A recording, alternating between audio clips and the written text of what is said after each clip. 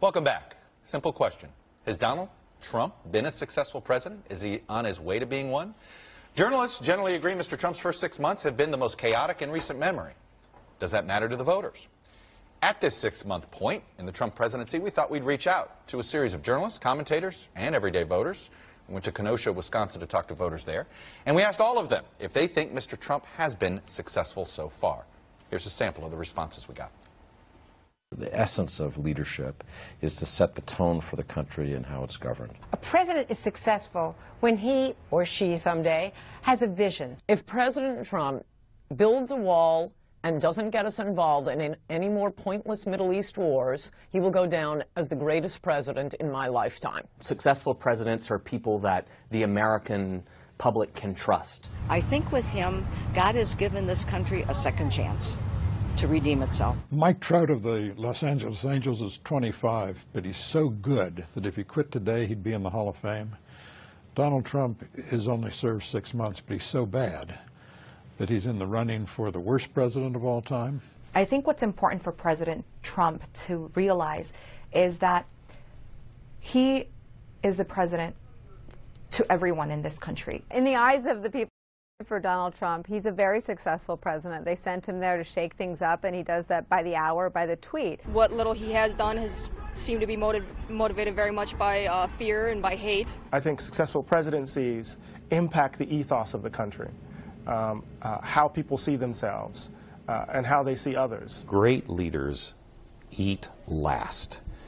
The best leader is the biggest servant of the lowest person on the ladder, not the one that gets the biggest cheer. You have to be focused relentlessly toward a goal, and he clearly is not, and his White House is not. I think at this stage, the only fair answer is an incomplete.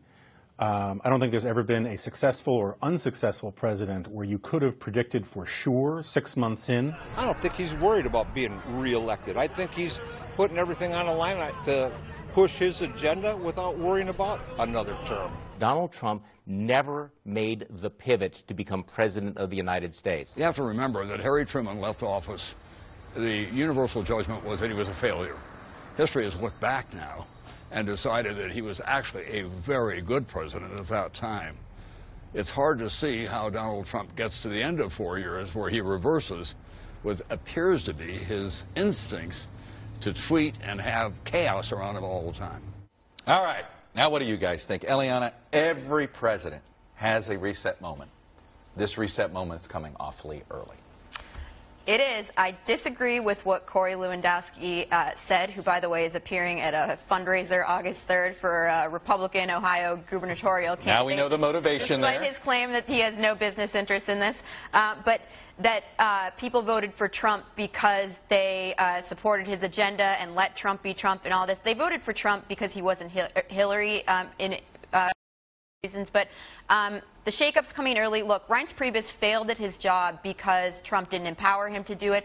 And if he was interested in enacting Trump's agenda, he would have quit on the second day when he was undermined and incapable of doing it. General Kelly, I think, hopefully will be empowered to do his job. He's someone who didn't toe the line in the Obama administration. He spoke out against the policies in Guantanamo. I think that for that reason, there's some hope that he will quit if he's not empowered to do his job. But those are the sorts of people I think this president should be hiring and who the country should be looking at, people who are going to speak out and quit their jobs if the president doesn't empower them to do them. You know, there was at the Pentagon when it was announced on Friday that General Kelly was going to be the next chief of staff. Several people said, well, you need this sort of four-star general. These are men who know how to get things done. They know how to get people to follow orders, and that's all very true. But also, to be a successful White House chief of staff, you've got to come with a lot of political know-how. And there, I think we could see some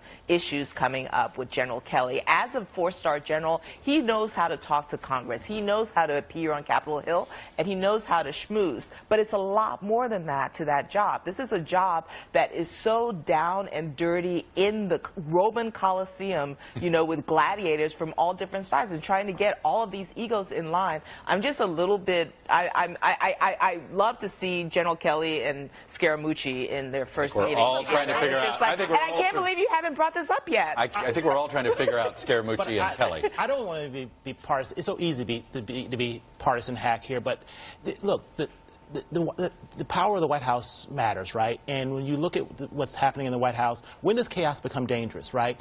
You know, when does the White House becoming a room become problematic, right? We need our people around the globe to respect the White House. And the White House is shrinking and is being diminished. That is a problem for us around the globe when our allies don't think that they can respect or need to negotiate or talk with a locker room. That's the problem with what's happening right now. It is tonal. It is about diminishing the White House, and when you see Scaramucci and those guys behave that way, it makes the White House a smaller place. My analogy, not Coliseum, not locker room, it's the HBO series Deadwood. And I think that Reince Priebus was Doc Cochran, and now they're hoping that General Kelly is Sheriff Bullock, but Swearington and Cy are still running the place, and the legislature, who is Donald Trump, they have no idea what's going to go on. Here's the good news. The most important interview of the last week was done by our own Andrea Mitchell, talking to Joe Dunford at Aspen, where the general said a military option with North Korea is always on the table. And we have a war cabinet right now, I think, of General Kelly, Jim Mattis, the SecDef, Joe Dunford, Mike Pompeo, Tom Cotton is the president's favorite senator. There's a huge story in the background here and a very competent team, but the Deadwood shooting has to stop. I think some people worry that it's not Deadwood, it's Quentin Tarantino and Reservoir Dogs. Anyway,